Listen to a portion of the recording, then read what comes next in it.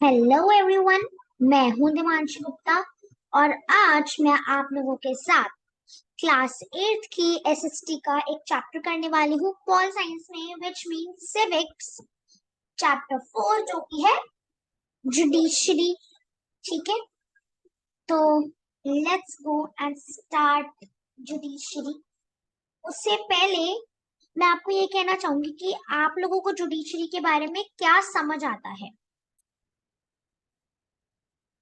तो चलिए हम जान लेते हैं उसके बारे में, अगर आपको नहीं पता। जुडिशरी, पहले ये हमारा टर्म है जुडिशरी। ये थोड़ा सा उन्होंने एक्सप्लेनेशन दे रखी है, तो चलो इसको देखते हैं। A glance at the newspaper provides you a glimpse of the range of work done by the courts in this country. इसी लाइन से आपको इतना तो स्पष्ट रूप से समझ आ गया कि कोर्ट्स के बारे में इस चैप्टर में बताया। अब जुडिशरी क्या होता है? पूरा सिस्टम ऑफ कोर्ट्स, हमारे जो इंडिया में सिस्टम चलता है ना कोर्ट्स का, कि जो सिस्टम हमारे कोर्ट्स का चलता है कि कौन सा कोर्ट क्या काम करेगा, अगर एक कोर्ट है तो उसके अंदर और कितनी डिविजन्स होती हैं, वो सब। ठीक है, तो हम इसके बारे में पढ़ेंगे। देखिए कुछ ऐसा दिखता है। अब हम आगे और भी जानते हैं। सबसे पहला पार्ट ये आपकी एनसीईआरटी है, तो अगर आप चाहे तो अपनी एनसीईआरटी भी खोल सकते हो। ठीक है, what is the role of judiciary. अब जुडिशरी के बारे में अगर हमने जानना है, सबसे पहले उसका रोल समझना। ठीक है, एक एक लाइन पढ़ के उसका मीनिंग समझेंगे हम। Courts take decisions on a very large number of issues. ये तो हम जानते हैं कि कोर्ट है, इशू के लिए ही बना है, तो हमारे इश्यूज लेता है। They can decide that no teacher can beat a student. ये लाइन आप समझने की कोशिश करो। They decide that no teacher can beat a student, मतलब इन्होंने एक एग्जांपल देके समझाया कि अगर एक टीचर है, ये टीचर है जिसके पास बहुत सारी नॉलेज है, she has a lot of knowledge, so उसको एक स्टूडेंट, जो ये छोटा सा बच्चा है, वो कभी बीट नहीं कर सकता, क्योंकि वो टीचर से ही, वो इस टीचर से ही विद्या ग्रहण कर रहा है। ही हैज लेस नॉलेज, मतलब ये सिर्फ और सिर्फ, ही हैज लेस नॉलेज, तो ये सिर्फ और सिर्फ जुडिशरी का डिसाइड करने का काम है कि क्या सही है क्या गलत। वो हमारे एविडेंसेस के बेसिस पे ये सब। और about the sharing of river waters between states, हम जानते हैं कि बहुत सारी ऐसी कंट्रीज होती है, हमारे इंडिया में ही ले लो, स्टेट्स है बहुत सारी, है ना। अब उनमें से कोई ऐसी स्टेट्स भी होती होंगी जिसमें एक रिवर दो स्टेट्स में जाती होगी, है ना। ऐसा तो होता ही है, हम अक्सर देखते हैं कि एक रिवर दो स्टेट तीन स्टेट्स में जा रही है ना। ये रिवर है और ये दो स्टेट्स है, रिवर बहती बहती इसमें भी गई, रिवर बहती बहती इसमें भी गई। तो ये जो शेयरिंग ऑफ रिवर वाटर है, बहुत सी कंट्रीज का इसके बीच में कॉन्फ्लिक्ट, सॉरी बहुत सी स्टेट्स का इसके बीच में कॉन्फ्लिक्ट होता है। क्यों? क्योंकि किसी को कम पानी मिलता है, किसी को ज्यादा मिलता है, अकॉर्डिंग टू देयर नीड्स नहीं मिलता, बेसिकली जो उनकी नीड्स है उसके बेसिस पे नहीं मिलता उनको, है ना। तो ये भी जुडिशरी का ही डिसाइड करने का काम है। और they can punish people for particular crimes, ये तो होता ही है, हम देखते हैं कि अक्सर पुलिस ऑफिसर्स और अन्य सभी हमारे जो ये कोर्ट्स वोट्स होते हैं, ये सब ऐसे होते हैं ना, बहुत जो बहुत ही बुरे वाले क्राइम होते हैं उनके लिए बहुत से लोगों को फांसी की भी सजा मिलती है, ये सब। Broadly speaking the work that judiciary does can be divided into the following। अब जो काम, जो इतना अच्छा काम जुडिशरी अपनी जनता के लिए कर रही है, वो कैसे है वो जानते हैं। सबसे पहला, dispute resolution. The judicial system provides a mechanism for resolving disputes between citizens and the government, between two state governments, and between the center and state government। आप जो मैं अंडरलाइन करते जाइए, ये इंपॉर्टेंट है। तो क्या है अब इसमें, जुडिशरी क्या करती है? डिस्प्यूट, डिस्प्यूट यानी कि झगड़ा। पहले तो आप यही लिख लो, ये ग्लॉसरी बना लो इधर, उसमें लिखो डिस्प्यूट यानी कि झगड़ा हिंदी में लिख लो चाहे। डिस्प्यूट यानी कि झगड़े को रिजॉल्व करना। अब डिस्प्यूट दो सिटीजन्स के बीच में हो सकती है, वो दो सिटीजन हो सकते हैं, या फिर डिस्प्यूट एक सिटीजन और गवर्नमेंट के बीच हो सकती है ना, या फिर एक स्टेट गवर्नमेंट है एक स्टेट गवर्नमेंट है, इन दोनों के बीच में डिस्प्यूट हो सकती है, या फिर एक स्टेट गवर्नमेंट है और एक सेंट्रल गवर्नमेंट है, इन दोनों के बीच में भी डिस्प्यूट हो सकती है। अब है तो स्टेट के अंदर ही जुडिशरी, पर it has more power than the government. अगर कोई गवर्नमेंट इंचार्ज गलत काम कर रहा है तो उसके खिलाफ भी जुडिशरी बोल सकती है, यही रूल कहता है। सेकंड सेकंड क्या है? Judicial review. As the final interpreter of the Constitution, the judiciary also has the power to strike down particular laws passed by the Parliament if it believes that these are a violation of the basic structure of the Constitution. This is called judicial. हमने पढ़ा था कि हमारा जो parliament होता है, parliament एक set of rules निकालता है। पार्लियामेंट यानी कि पी क्या निकालता है? Set of rules. उसमें भी डिफरेंट स्टेजेस होते हैं, जैसे हमने पढ़ा था एग्जीक्यूटिव, है ना, एग्जीक्यूटिव, लेजिस्लेटिव, ऐसे। तो सेट ऑफ रूल्स।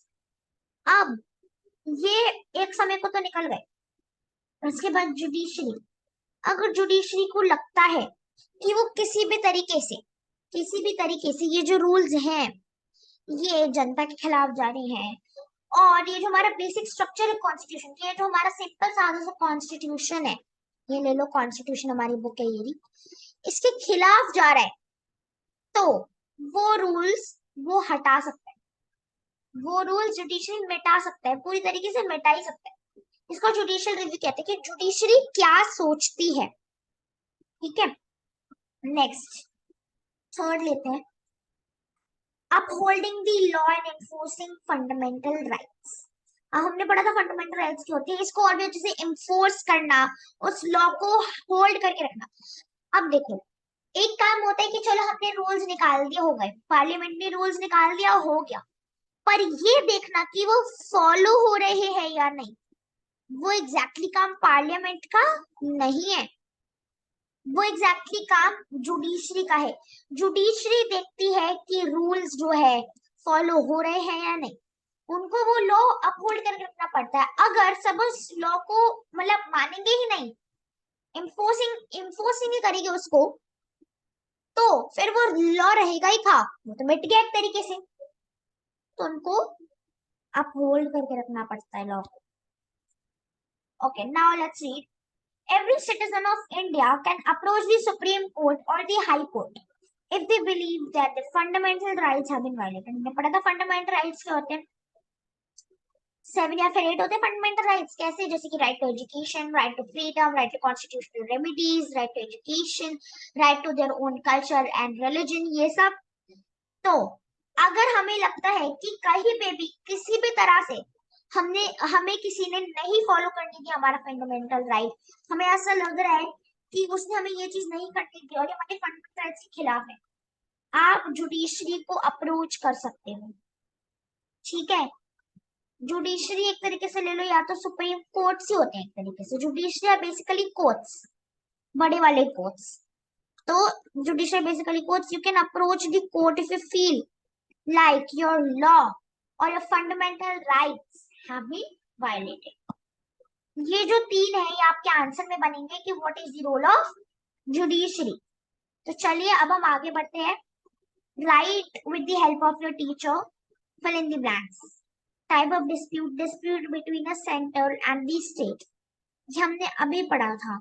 ये टाइप ऑफ डिस्प्यूट, इसका एग्जांपल क्या है? कभी कभी ऐसा होता है ना कि सेंटर और स्टेट गवर्नमेंट में झगड़ा हो जाता है कि हम श्रेष्ठ हैं, हम श्रेष्ठ हैं। ये इतना इम्पोर्टेंट नहीं है, तो हम इसको डिस्कस नहीं करेंगे अभी। अगर आप चाहें तो अपने हिसाब से इसको फिल कर सकते हैं। ठीक है, now let us do this. Independent judiciary. What is an independent judiciary? ये तो जानने की वही जुडिशरी होता है कि इंडिपेंडेंट जुडिशरी मतलब क्या होता है। अभी ये पढ़ते हैं फिर समझते हैं। Imagine a situation in which a powerful politician has encroached on land belonging to your family. अच्छे से अंडरलाइन करते हैं, काम करते हैं. तो okay, let's do this. Imagine a situation in which a powerful politician has encroached on land belonging to your family. एक land जो आपकी फैमिली आपको बिलोंग करता है, उसको किसी भी एक पावरफुल, ये आपका लैंड है, सपोज ये लैंड है, ये एक पावरफुल पॉलिटिशियन है, चलो इसको किसी माला वाला भी बना देते हैं, और ये हो आप और आपके फैमिली मेंबर्स. ये है, ये आपका लैंड था, पर इसको इस पावरफुल नेता ने हड़प लिया. आप क्या करोगे भाई? वो तो नेता है, गवर्नमेंट की तरफ से है, हम तो कुछ बोल भी नहीं सकते. नहीं, बोल सकते हैं, और बिल्कुल बोल सकते हैं, because of judiciary. Within this judicial system, the politician has the power to appoint and dismiss a judge from his office. When you take this case to the court, the judge is clearly partial to the politician. ये हम देखते ही है, अगर कोई politician है ना, चाहे वो फिर वो गलत भी क्यों ना हो, उसका साथ हमेशा सब देते हैं, है ना. ये हमने जाना है ना कि उसका साथ हमेशा, जज अच्छा है पर वो साथ दे देगा, और किसका देगा? हमारे पॉलिटिशियन का. बल्कि वो अंदर से उसको ये गट फीलिंग आ रही है कि नहीं, जो मैं कर रहा हूं वो गलत है, जो मैं कर रहा हूं वो एक्चुअली ये हमारी हमारी जनता, हमारे समाज के खिलाफ है, but still they do this. The control that the politician holds over the judge, मतलब कि ना कंट्रोल होता है जो कौन होल्ड करता है. The control that the politician holds over the judge, मतलब पॉलिटिशियन इतना पावरफुल होता है कि वो जज को कंट्रोल करता है. डायरेक्टली नहीं कि तुम ये करो तुम वो करो, वो मनी मनी कैसी इमेज बना लेता है जज के अंदर कि जज उसका साथ देने के लिए राजी हो जाता है, अपने आप कुछ नहीं बोलते, कुछ नहीं होता तब भी. Does not allow for the judges to take an independent decision. वो जज को ये खुद से सोचने नहीं देता कि जज, ये जज है और ये नेता है.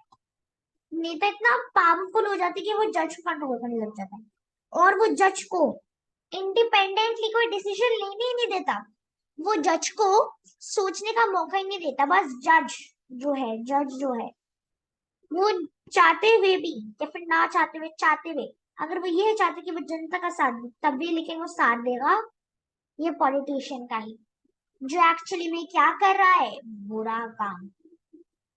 तो इससे हमें ये समझ आता है कि हमें हमें कंट्रोल किया जा रहा है किसके? पॉलिटिशियन के द्वारा, और सिर्फ हमें ही नहीं, सबको कंट्रोल करने आएंगे.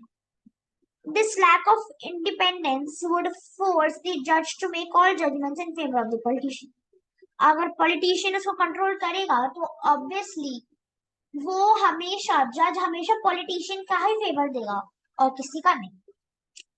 Although we often hear of rich and powerful people in India, पर हम ऑफन देखते हैं कि जैसे बहुत से अमीर लोग हैं और एक्चुअली जो अच्छे लोग हैं, पावरफुल लोग हैं in India, are trying to influence the judicial process.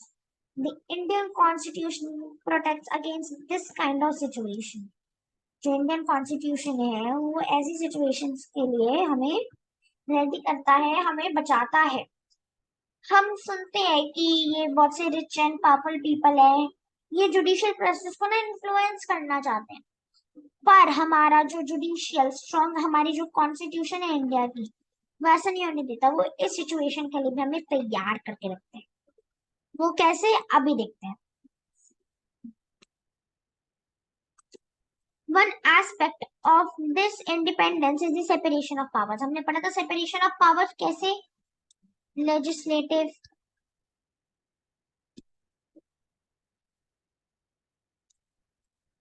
Executive, and then I think judicial.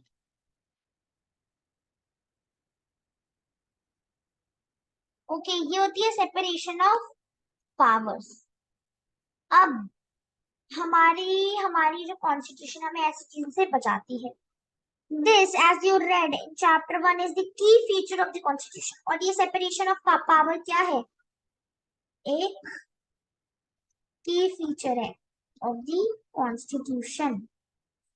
What this means here is that other branches of the government, the legislature, the executive, cannot interfere in the work of judiciary. मतलब हमने पढ़ा था ये chapter में, chapter 1 में कि separation of powers, how does the separation of power happen, मैंने अभी आपको बताया 3 कौन से हैं। अब हमारी जब जुडिशरी काम कर रही होती है ना, तो जैसे एग्जांपल देते हैं, घर पे मैं बड़ी बहन हूँ, मैं काम कर रही हूँ, मेरी छोटी बहन है वो क्वेश्चन कर लगे, पर I have the right to study, no one can force me to play. उसी तरीके से जब जुडिशरी काम कर रही होती है, when judiciary is working, then no one can force it to take any decision in favor of a particular person. ठीक है? The courts are not under the government and do not act on their behalf. अब जो courts होते हैं ना, actually government के under नहीं होते, ये अपने ही इंडिपेंडेंट होते हैं। ठीक है, तो ये गवर्नमेंट जो होती है उसके खिलाफ भी काम कर सकते हैं। इसलिए हमारा टॉपिक था what is an independent judiciary. अब नेक्स्ट है, for the above separation to work as well, it is also crucial that all the judges in the High Court as well as the Supreme Court are appointed with very little interference. अब जब judiciary काम कर रही होती है ना, तो ये भी ध्यान, इन द सेंस कि ये भी परखा जाता है, ये भी ध्यान रखा जाता है कि अगर बाकी कोर्ट जैसे कि हाई कोर्ट और सुप्रीम कोर्ट से कोई जज आ रहा है, तो वो ना बात बात पे इंटरफेयर ना करे, किसी सेंसिबल पॉइंट पे इंटरफेयर करे, क्योंकि जुडिशरी इंडिपेंडेंट है, वो खुद कुछ भी कर सकती है। Once appointed to this office, it is also very difficult to remove a judge. और जब इस ऑफिस में एक बार किसी जज को ले लेते हैं, तो उसको रिमूव करना बहुत ही ज्यादा डिफिकल्ट होता है। ठीक है, तो इधर तक आई होप आप सबको समझ आया होगा। उसके बाद last paragraph, it is the independence of the judiciary that allows the courts to play a central role in ensuring that there is no misuse of power by the legislature and the executive. अब ये भी judiciary की ही मर्जी है, it is their choice, उनकी मर्जी है कि वो कोर्ट्स को ए सेंट्रल रोल, अब जो कोर्ट्स जो बाकी के कोर्ट्स होते हैं ना, उनको एक ऐसा रोल प्ले करने देते हैं। सेंट्रल रोल यानी, सेंट्रल रोल का मतलब लिख लो आप अपने क्लास में, सेंट्रल रोल यानी कि इम्पोर्टेंट रोल, सेंट्रल रोल यानी कि important role.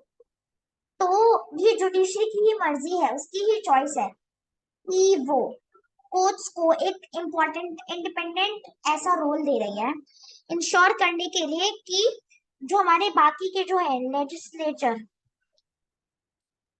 Legislature and executive, ये लोग अपनी पावर का मिसयूज ना करें, मिसयूज ऑफ पावर, ये अपनी पावर का मिसयूज ना करें।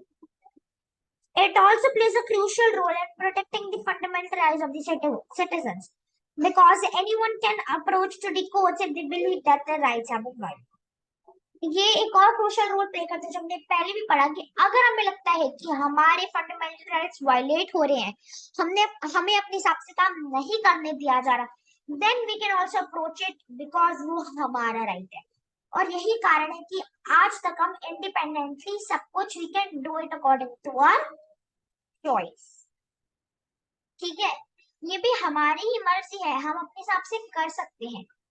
ठीक है, अब हमारे फंडामेंटल राइट्स हम सबके लिए इंपॉर्टेंट है, इसलिए जुडिशरी इन सबको ध्यान में रख के ही ये रूल्स निकालता है। नेक्स्ट देखते हैं हम, what is the structure of courts in India. Courts की आजकल हालत क्या है इंडिया में? There are 3 different levels of courts in our country. There are civil courts at the lower level, while there is only one at the apex level. many are at the lower level and only one at the apex level. देखो अभी हम आपको समझाते हैं diagram के through. ये एक coat है, थोड़ा सा ऐसे बना दी मैंने, ये कोट है, ये सबसे एपेक्स लेवल वाला कोट है, जैसे जैसे अभी आप जैसे अभी आपने पढ़ा था एपेक्स लेवल, है ना, लिखा हुआ था ना हमारी एनसीईआरटी में, ये सामने मैंने अंडरलाइन में किया हुआ। तो ये है एपेक्स लेवल वाला। इससे इसके आगे और भी ऐसे बहुत सारे कोट्स आते हैं जो इससे छोटे हैं। इसके नीचे जैसे देखो दो आ गए, ठीक है, इन दो के नीचे जाने कितने आ गए, इन दो के नीचे जाने कितने कोट्स आ गए। तभी हम देखते हैं कि हर डिस्ट्रिक्ट में हमको आजकल आसानी से कोट्स मिल जाएंगे, पर ये नीचे वाले quotes.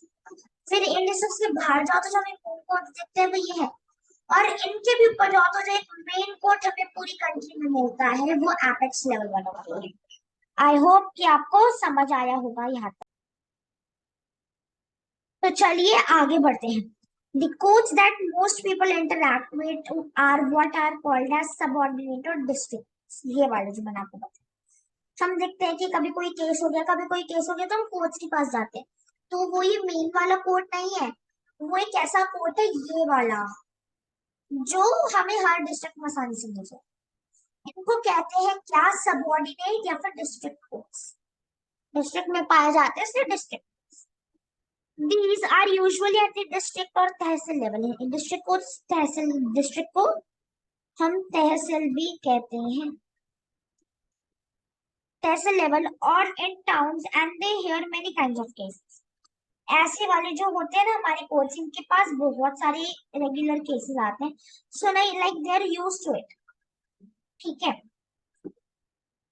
Each state is divided into districts that are presided over by a district judge।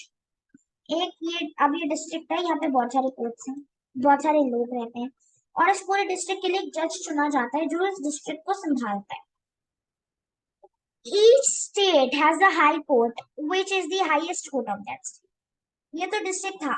अब ये जो ये हमारे को गई, ये पूरी स्टेट ले लो, ये है केरला। केरला के अंदर ये कोर्ट, ये एक डिस्ट्रिक्ट थी जिस जो ये फॉर्म हुई, डिस्ट्रिक्ट थी। अब इस स्टेट में भी बहुत सारे और भी ऐसे डिस्ट्रिक्ट होंगे, तो इस पूरी स्टेट में सिर्फ एक ही हाई कोर्ट होता है, जो स्टेट का सबसे बड़ा कोर्ट। ये जो है ये पूरा, ये इसमें से एक डिस्ट्रिक्ट ये था, ये एक डिस्ट्रिक्ट था।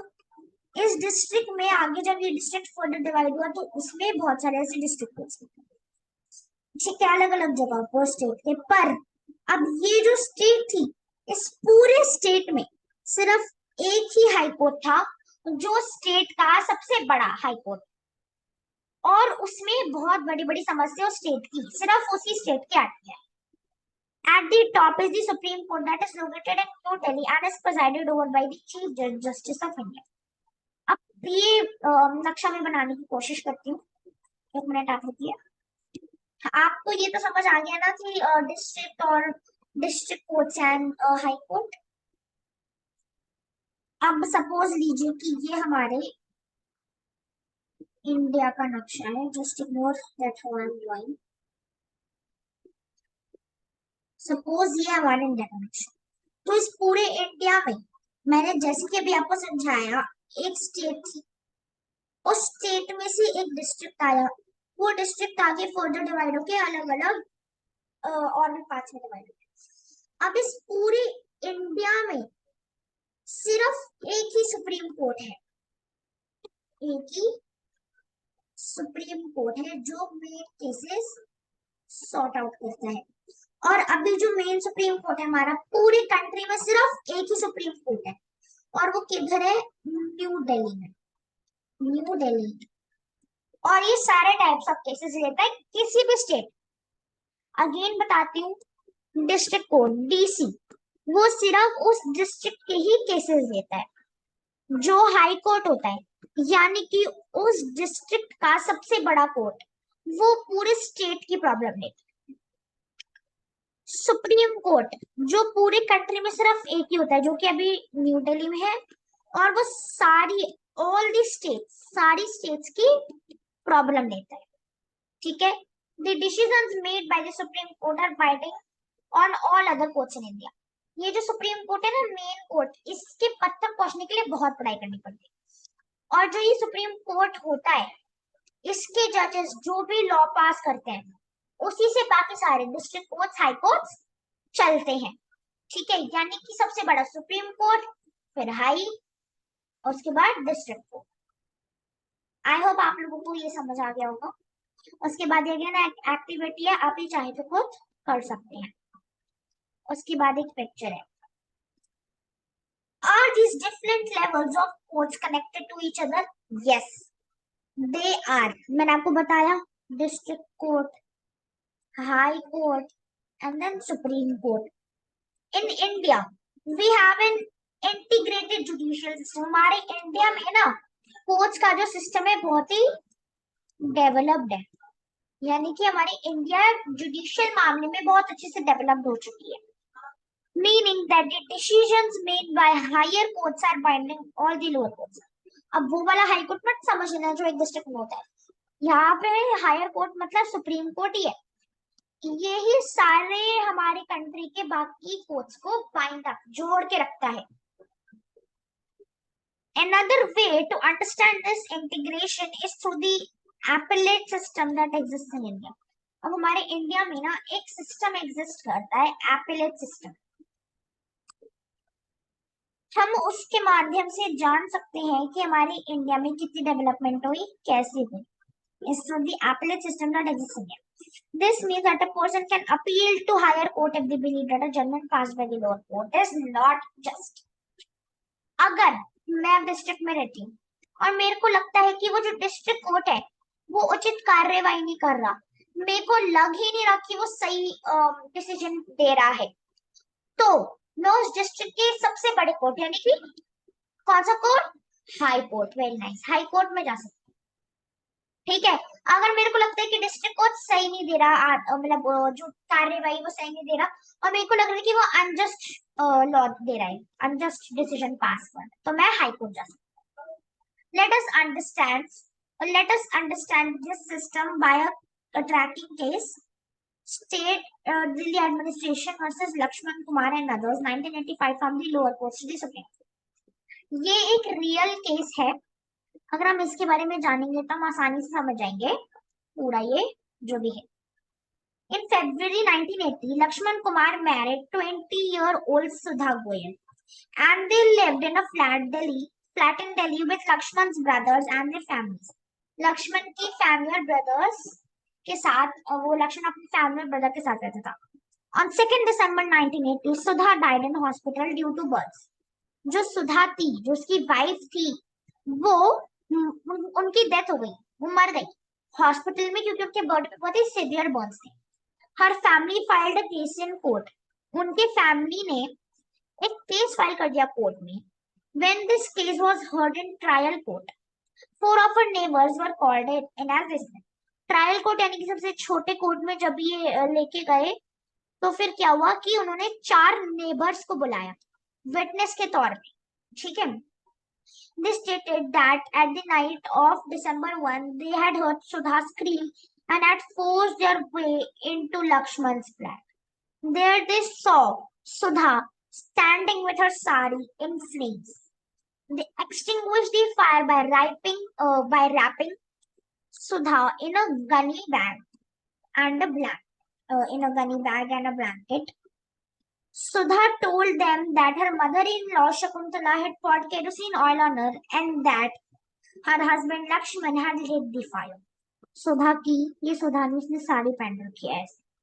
उसकी जो सास यानी कि उनकी मदर इन लॉ थी, उन्होंने केरोसिन ऑयल उसके ऊपर डाला, और जो लक्ष्मण यानी कि उसका हस्बैंड था, उसने क्या की, आग लगाई।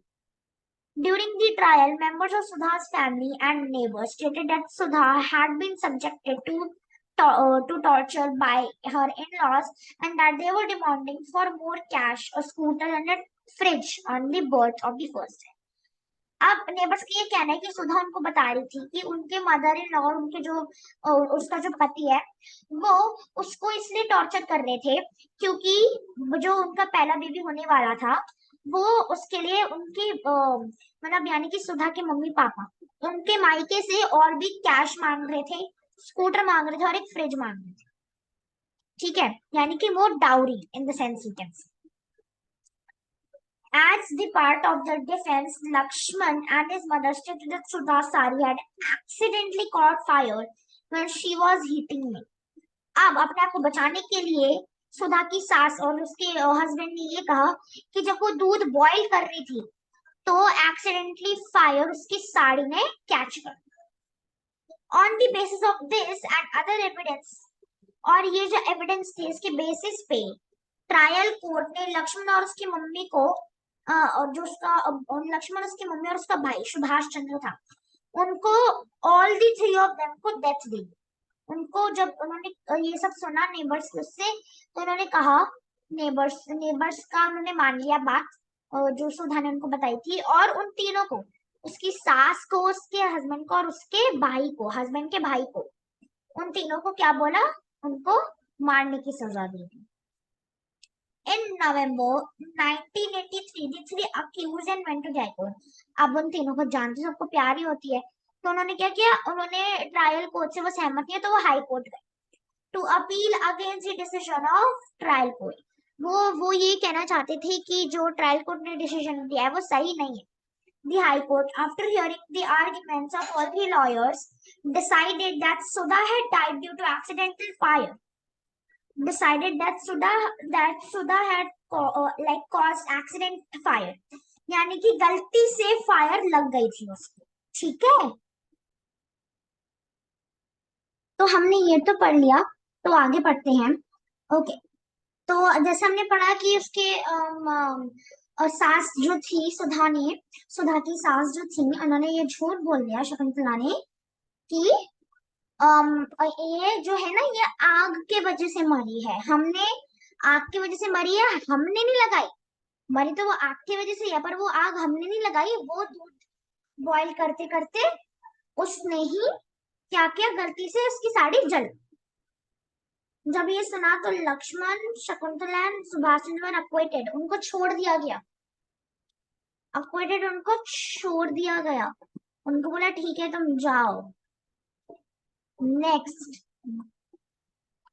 you may remember that the photo essay on the women's movement in your class 7th book. You read about how in 1980s women groups across the country spoke against dowry deaths, है ना? Dowry deaths के against बोला था। They protested against the failure of the courts to bring the cases to justice. उन्होंने ये protest किया कि जो फेलियर होता है कि डाउरी सिस्टम को आप नहीं मिटा पाते उसको मिटाइए, है ना? The above High Court judgment deeply troubled women and they held demonstrations and filed a separate appeal against the High Court decision in the Supreme Court to the Indian Federation of Women Lawyers. अब जब ये शकुंतला वाला और ये सुधा वाला case हुआ तो सब लोग ने डीपली क्या है उदास हो गए कि ये सच है, उनके नेबर सच कह रहे हैं कि सुधा जो है, ये सुधा है वो अपनी सास की वजह से मरी है, she died because of Shakuntala, blah blah blah. ठीक है, so they were like deeply like sad that why did the High Court allow them to leave? Why did they acquit them? Then what did they do? उन्होंने क्या किया? उन्होंने एक new case file किया शकुंतला और सुभाष चंद्र और लक्ष्मण के खिलाफ कि इन्होंने ऐसे किया है, और इस बार उन्होंने सुप्रीम कोर्ट में किया, यानी कि एससी सुप्रीम कोर्ट और वुमेन लॉयर्स के हेल्प से, उससे वुमेन लॉयर्स, क्योंकि वुमेन एक डाउरी का ही केस है जो ज्यादातर लड़कियों के साथ ही होता है, कभी भी हमने ये नहीं देखा कि लड़कियों के माता पिता लड़कों से डाउरी मांग रहे हैं। ठीक है, तो next, in 1985 the Supreme Court heard this appeal against the acquittal of Lakshman and the two members of his family. उन्होंने बाद में फिर ये अपील सुनी, क्योंकि अब जब वुमेन ने किया कंप्लेन तो उन्होंने ये अपील सुनी, जो भी ये हुआ था काम, जो भी ये काम लक्ष्मण और उनके फैमिली मेंबर्स ने किया। The Supreme Court heard the arguments of the lawyers. उन्होंने lawyers के arguments सुनी, arguments, they heard that arguments and reached a decision that was different from that of the high court. और जो high court का decision था उससे totally opposite था किसका डिसीजन, सुप्रीम कोर्ट का। They found Lakshman and his mother guilty. उन्होंने ये सोचा कि जो लक्ष्मण, अब मैं इसको रख करके बताती हूँ। जैसे कि हमने देखा कि सुधा की डेथ हुई किसने, जलने की वजह से। तो उन्होंने ये देखा, उन्होंने ये उन्होंने ये पाया कि लक्ष्मण और उसकी मम्मी जो की थी शकुंतला, वो दोनों क्या है, वो दोनों गिल्टी हैं। They both were guilty but acquitted the brother in law Subhash. पर जो ब्रदर इन लॉ का नाम क्या था, सुभाष चंद्र, नॉट सुभाष चंद्र बोस वाला Chandra, but Subhash Chandra and Subhash, they acquitted him, उन्होंने उसको एक्विट कर दिया। Why? They did not have enough evidence against him. उनके पास सुभाष के खिलाफ कोई भी ऐसा सबूत नहीं था कि वो उसको पनिश कर सके, इसलिए उसको एक्विट कर दिया उन्होंने। The Supreme Court decided to send the accused to prison for life. और जो ये सुभाष चंद्र था जो कि जिसको एक्विट कर दिया था उसको ऐसे नहीं छोड़ा क्योंकि उनके पास इनफ एविडेंस नहीं था, पर वो फुली हाँ भी नहीं थी कि नहीं इसने कुछ नहीं किया।